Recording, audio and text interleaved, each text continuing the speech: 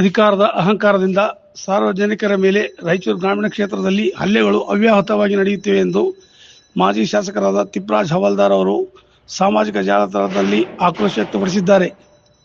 ಶಕ್ತಿನಗರ ಕಾಲೋನಿಯಲ್ಲಿ ಅಮಾಯಕರ ಮೇಲೆ ಹಲ್ಲೆ ನಡೆದಿದ್ದು ಆಘಾತಕಾರಿ ಸಂಗತಿಯಾಗಿದೆ. ಇವತ್ತು ಗಾಯಾಳುಗಳಿಗೆ ಮಾತನಾಡಿಸಲು ಆಸ್ಪತ್ರೆಗೆ ತೆರಳಿ ಆರೋಗ್ಯ ವಿಚಾರಿಸಿದ್ದೇನೆ, ಧೈರ್ಯ ಹೇಳಿದ್ದೇನೆ. ಇನ್ನು ಮುಂದೆ ಇಂಥ ಹಲ್ಲೆಗಳು ನಡೆಯದಂತೆ ಕಾನೂನು ಹೋರಾಟಕ್ಕೆ ಸಿದ್ಧರಾಗಿದ್ದೇನೆ ಎಂದು ತಿಳಿಸಿದ್ದಾರೆ. ರಾಯಚೂರು ಗ್ರಾಮೀಣ ಕ್ಷೇತ್ರವು ಶಾಂತಿ ಮತ್ತು ಸೌಹಾರ್ದತೆಗೆ ಹೆಸರುವಾಸಿಯಾಗಿದೆ. ಇದಕ್ಕೆ ಮಸಿ ಬಳಿಯಲು ಕೊಡುವುದಿಲ್ಲ. ಇದನ್ನು ಗುಂಡಾರಾಜ್ ಜಾಗಲು ಬಿಡುವುದಿಲ್ಲ. ಅಮಾಯಕರ ಮೇಲೆ ಹಲ್ಲೆ ನಡೆಸುವುದು ಇನ್ನು ಮುಂದೆ ಅಸಾಧ್ಯದ ಮಾತು ಎಂದು ಅವರು ಎಚ್ಚರಿಕೆ ನೀಡಿದ್ದಾರೆ. ಜನರ ಶಾಂತಿ ಕದಡಲು ಮುಂದಾದರೆ ತಕ್ಕ ಉತ್ತರ ಕೊಡಬೇಕಾಗುತ್ತದೆ ಎಂದು ಎಚ್ಚರಿಕೆ ನೀಡಿದ್ದಾರೆ.